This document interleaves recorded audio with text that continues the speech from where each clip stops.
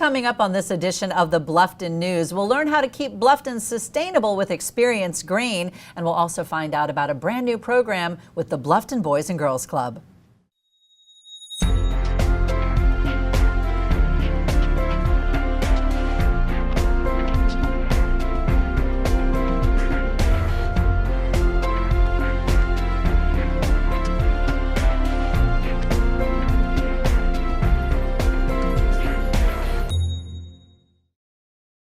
Welcome to the Bluffton News. I'm Anneliza Itkor, and these are Bluffton's current headlines. Beaufort County Sheriff's Office investigators arrested William Trayshawn Brown on multiple drug charges late last week. During the course of the investigation into a recent burglary at Old South Apartments, police received information alleging that Brown was in possession of an assault rifle that had been among the property reported as stolen. Investigators made contact with Brown at his residence on Bufflehead Lane in Bluffton and recovered the stolen AR-15 rifle and seized quantities of suspected Schedule 4 narcotics, marijuana, and a .22 caliber handgun, a digital scale, and $2,447 in U.S. currency. 9 golfers with South Carolina ties entered the RBC Heritage, but only 6 of them made the second round cut and earned the right to play into the weekend at Harbortown Golf Links. 2 of them, Tommy Gainey and William McGirt, missed Saturday's third round cut. Here's a look at how all that played out for the top Palmetto State players. Greenville resident Bill Haas tied for 24th at 1 under par. Justin Boley of Simpsonville tied for 35th at 1 over. USC Aiken grad and North Augusta resident Scott Brown tied for 64th at 6 over par. Jonathan Bird, an Anderson native and Clemson graduate, tied for 66th at 9 over. And Darlington native and Camden resident Tommy Gainey missed third round cut at 3 over, while Boiling Springs resident William McGirt missed the third round cut at just 7 over. The University of South Carolina Beaufort softball team ran its program best winning streak to 12 games by sweeping a non-conference doubleheader Wednesday at Georgia Gwinnett. The 11th ranked Sand Sharks won 10-1 and 5-4 to spoil the opening of the Grizzlies' new softball facility. The Sand Sharks travel to Jacksonville, Florida this week for a non-conference doubleheader at Edward Waters and then return home to face Warner and Southeastern in Sun Conference doubleheaders this weekend.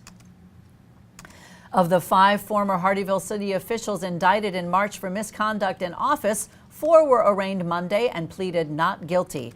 Eric Washington, former police lieutenant, Santesia Henderson, former city treasurer, John Akadis, former fire chief, and James Hubbard, former police chief, appeared before Judge Perry Buckner at the Jasper County Courthouse. They were each given a personal recognizance bond of $50,000. Assistant Attorney General Megan Burstad said since the defendants had no previous records, the charges were a misdemeanor with 0 to 10 years with no violence involved. She did not oppose the bond. Randall Shane Haynes, former city manager, is to appear for an arraignment April 22nd at the Beaufort County Courthouse. The Beaufort County Sheriff's Office is asking for the public's help to identify someone who is believed to have used a stolen credit card in Bluffton. A 45-year-old woman who works at World Market reported that her credit card had been used without her authorization. She believes her wallet had been stolen from her purse in the break room at work. The store's video surveillance footage showed that earlier in the day, an unidentified black male came into the store and went into the break room, which is an employee-only restricted area. The video captured the man leaving the store a short time later, and within minutes of the theft, the same suspect was captured on video at the Walgreens on Simmonsville Road, where the stolen credit card was used to buy a $500 prepaid Visa card. Investigators have been unable to identify the suspect. Anyone with information can contact either investigator Corporal D. Nelson at 843-255-3412 or Crime Stoppers. Bluffton High School and 2 middle schools are not going back to their normal grade levels next school year as originally planned. In an effort to handle the overcrowding at the high school, the board voted in 2010 to reconfigure the grades in each school. The board moved the 9th graders to H.E. McCracken Middle School with the 8th graders. The 6th and 7th graders were moved to Bluffton Middle School, and that freed up space in the high school, which now only handles 10th and 11th graders. But the board now says all of the schools are overcrowded, so putting the grades back to normal will create an even bigger problem. The board will not reconfigure the grades for the next school year because they do not think there's enough time to get each school ready to handle all the students by the start of the new school year. And here's what's happening around the state. A 2-year-old Greenville County boy has been hospitalized after authorities say he accidentally shot himself with his father's gun. Deputies say the boy and his father were visiting grandparents in Berea on Saturday afternoon when the boy reached into his dad's pocket and grabbed a pistol, which fired. The boy was shot in the upper body. Relatives put pressure on the wound and called 911, and the boy was taken to the hospital for surgery. The boy's name has not been released. An Orangeburg man has been arrested after he was found with a Pac-Man video game filled with marijuana. 40-year-old Luis Tyler was arrested Tuesday and charged with trafficking marijuana after an undercover investigation by local and federal authorities. Authorities say Tyler had a full-sized Pac-Man arcade game with 55 pounds of marijuana inside. For more information on these headlines and more, please check out the media sources you see listed on your screen. You can also follow us on Facebook and Twitter. Coming up, Kevin Libby has an insider's view of what's making news as the Bluffton Sun brings you hot off the presses, and Shellie West-Hodges brings us the Bluffton Business Report when we return with more Bluffton news.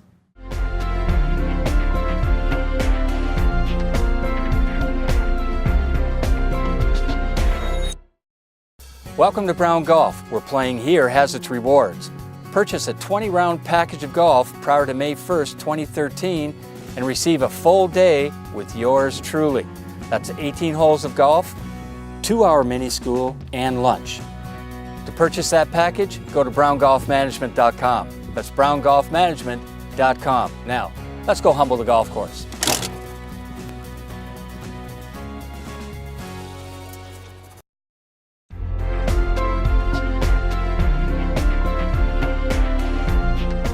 Welcome back to the Bluffton News. We're now going to take an up-close look at some of the hotter topics in Bluffton as we take a look at hot off the presses. And joining me is Kevin Libby. Kevin, it's fabulous to see your face here. Anneliza, always lovely to see yours as well. Well, you brought us a couple great stories today. I know that our local military has been making some great strides at reducing our federal deficit, which is kind of a huge task to undertake. Give us some more details on that. Well, we have a local USMC member, Jason Cooper. He's over in Afghanistan, and what he's done is he's found a way to save over $100,000 so far this year by the way he repairs these things called driver's visual enhancers. Which I kind of flatline when I hear technical terms like that, but let me see if I got this right. Based on the description, is that kind of like our backup cam in our cars when we don't have to use the rear view mirror? Well, yeah, if you have a nice car. Okay. Basically, it's this larger screen, and as opposed to your backup camera, which is going to keep you from maybe driving into your garage or something, this is going to use an infrared signal. And if you're like me, you were just glued to the news last week because of the Boston Marathon bombings. And if you followed how they caught that second suspect, they used an infrared camera off a helicopter to track his activities when he was hiding out in that boat.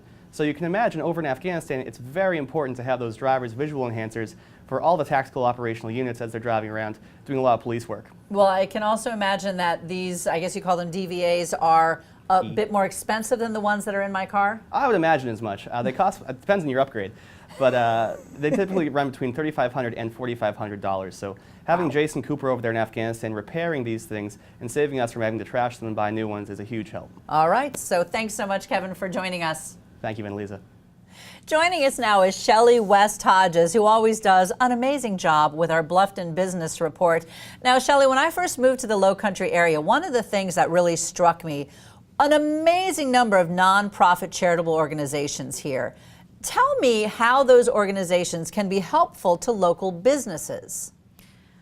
Well, all organizations, when you're affiliated and you join membership and you participate with different groups, there's an element of exposure. You get to know other people in the community, other business leaders, other community leaders.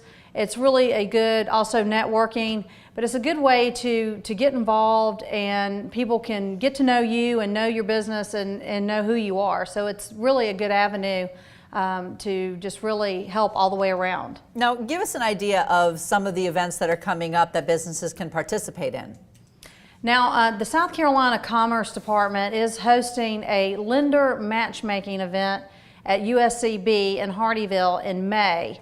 That's going to be an opportunity for small businesses that may want to either start up or they need financial support to grow their business. This will be an opportunity for them to network with those folks. I think that is an amazing opportunity. How do we find out more about that? Now, actually the website, and I'm going to read it here, is smallbiz at sccommerce.com. So there's also smallbiz at sccommerce.com. Yes, and there's also a contact here named Greg Davis.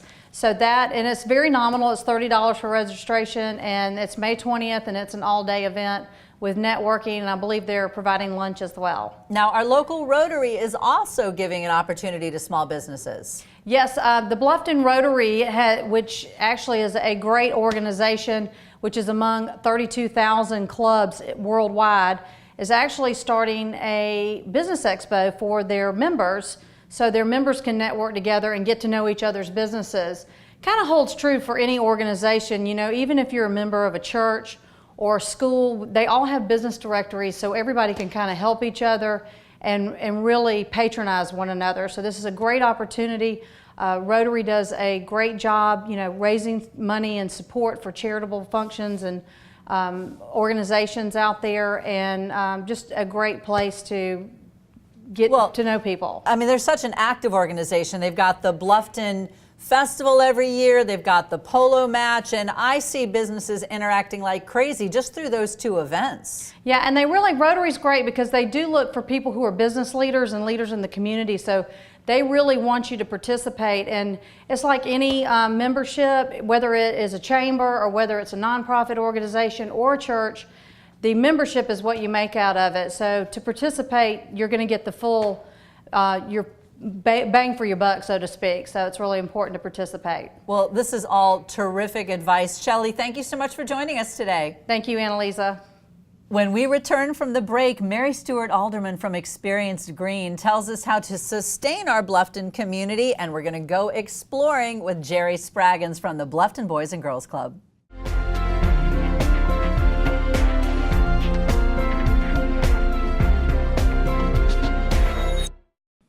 Have you noticed all of the people, activity, construction, and new business on Buckwalter Parkway? Buckwalter Place is a 94-acre knowledge-based, mixed-use, new town development in Bluffton, South Carolina, and is the focus and nexus of a significant amount of economic, commercial, governmental, educational, entertainment, social, and cultural activity in southern Beaufort County. If you haven't already, visit Buckwalter Place and experience it for yourself. Buckwalter Place. Live well. Connected.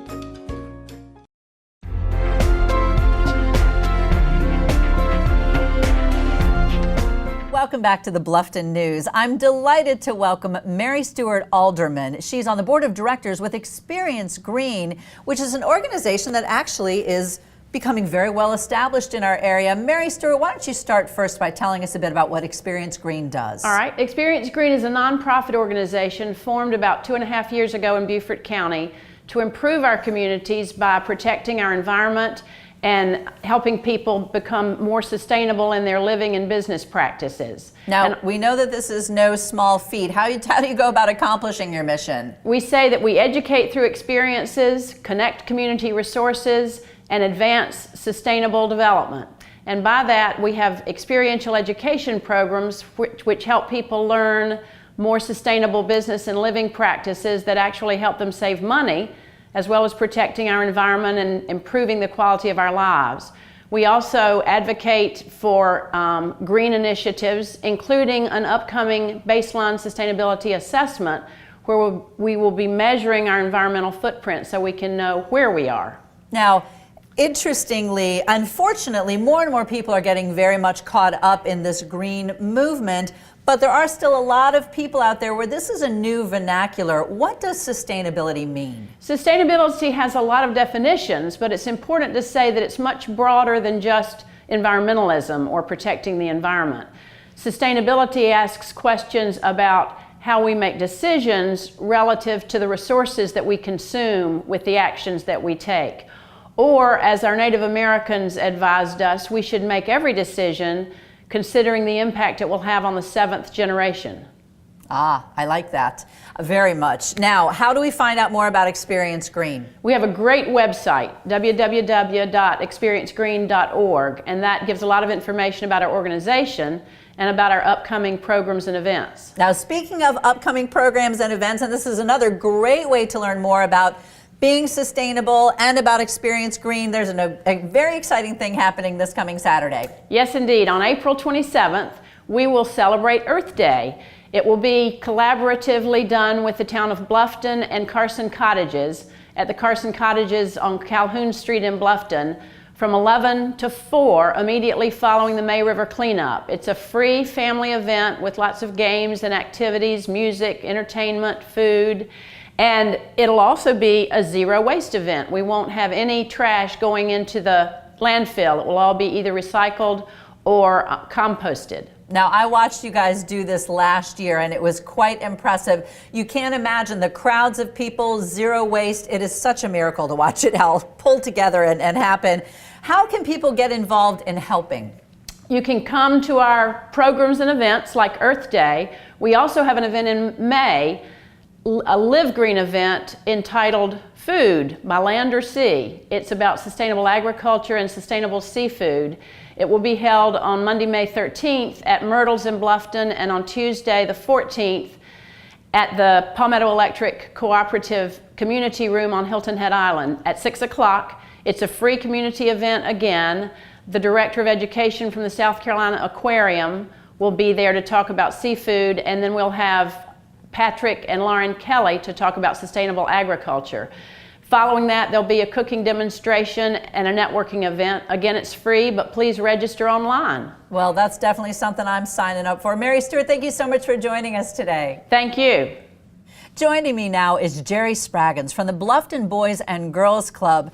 Now, Jerry, I've always said that the Low Country is kind of a summer camp location rather than a Disney World location, meaning that we have to go out and look for those opportunities to make a difference. They're not going to come to us, and you've got a new program that promotes just that. Tell us a bit about the Explorers program.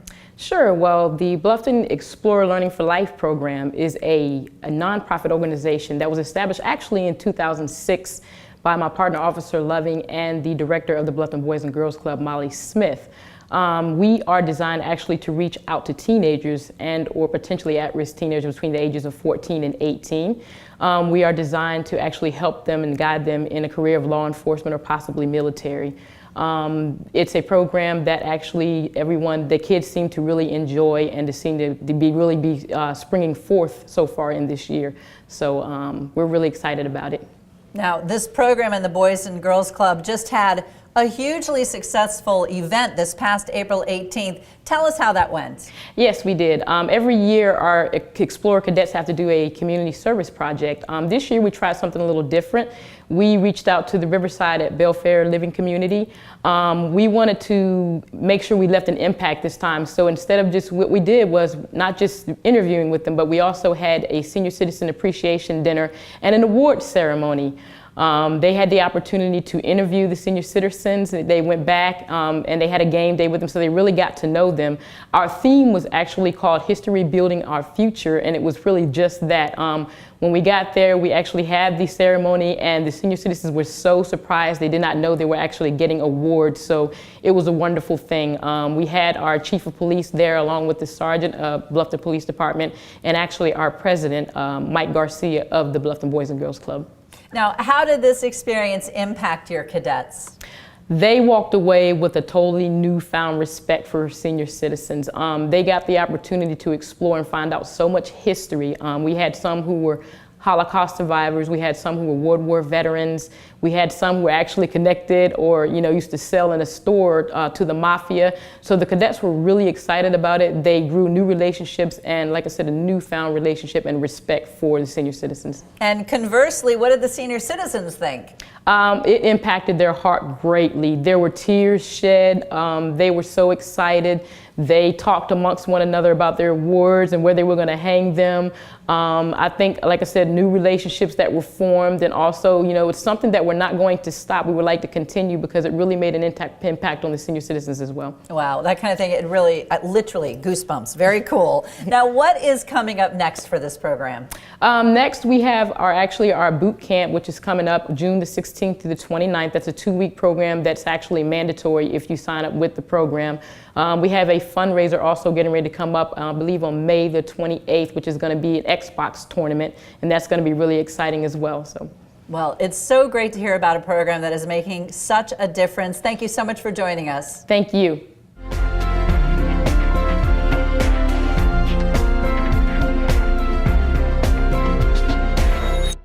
How's the air temp at your house? Hotter? Colder? Never fear, Season 7 at Covert Air is now underway. If your home is not in the comfort zone, we can be on the scene today.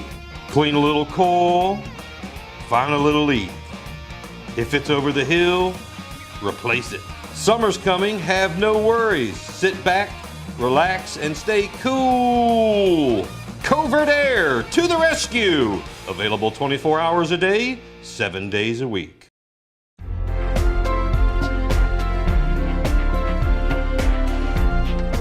Thanks for staying with us here on the Bluffton News. I have Kim Viljac, our very well-known entertainment reporter, who is always hard at work drumming up all kinds of fun things for us to do. And woman, this week is no exception. You have been busy. Right? Lots going on around town. Lots going on. One of our very favorite festivals coming up on May the 11th. It's the 35th annual Bluffton Village Festival, also known as May Fest to some of us. It's coming up. We're very excited. We have over 200 vendors at this event this year. Artisans from all over, great food, live music. It's a whole day of fun. They have something new this year. They're adding a new thing. It is their first annual pie eating contest. Oh, sign me up. So sign me up for that. Well, who's making the pies? Do you know? I'm not sure, but they'll be great. I'm sure they will be. I'll tell you, Kim, I love this festival. I go to it every year. I usually get all my Christmas shopping done because the artisans there are incredible. You'll find so many unique things there. It's Mother's Day weekend. Exactly. Tell us again when and where. We got to be there. Absolutely. It's May the 11th, and it's going to be from 10 a.m. till 4 p.m. in Old Town Bluffton on Calhoun Street. Now, parking can be a little tricky, so if you want to park at Red Cedar Elementary School, they're going to have free shuttling back and forth all day long, so you can park over there.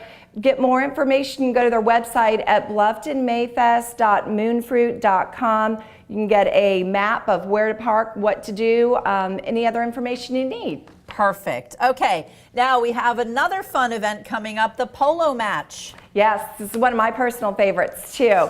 This is the 9th annual Hilton Head Savannah Equestrian Expo and Polo Match. It's hosted by the Rose Hill Plantation on 278, and it's for various charities throughout the area. It's on May the 19th. And the Spirit of the Horse remains the theme for the day's events, and they have a parade of breeds, barrel racing, low country hunt demonstrations, hunt chase, and jumping. And this is all followed by the polo match. Admission to get in is $15. Kids under 12 are free, as well as active duty military and their dependents are free to get in as well. The gates open at 11. The expo will start at 12:30, and the polo match is at 2:30. Now, the reason the gates open at 11 is we got some tailgating going on. So bring good food. What all can folks bring? Absolutely. You can bring anything you want. When you come, bring a folding chair to sit in, anything you want to be comfortable. Bring a tent. You can bring a picnic, food, drinks. Dogs are welcome on a leash. There will be some light fare there to purchase. But bring a picnic, come and spend the day. Great. Kim, thank you. Thanks to you. We know it's going to be a really fun April and May. You bet. Thanks for joining us for the news program that is all Bluffton all the time. I'm Anneliza Itkor for the Bluffton News. We'll see you next time.